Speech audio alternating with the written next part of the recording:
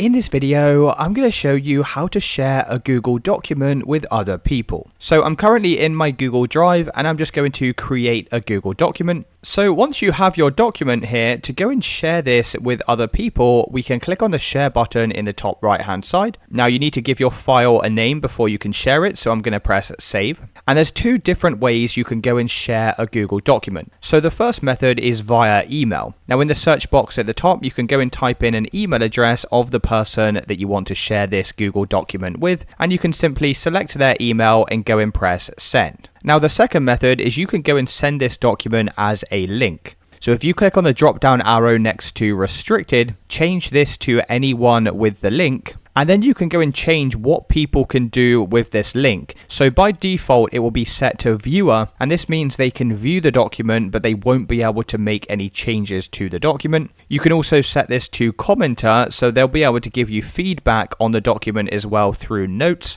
And finally, we have editor, and this will give people full access to the document so they can go and modify that document in real time. And once you've selected the permission here, you can just press the copy link button, and then you can go and press done. And now what we can do is just go and send that link directly to whoever you need to access this document, and they'll be able to come in here and view your Google document.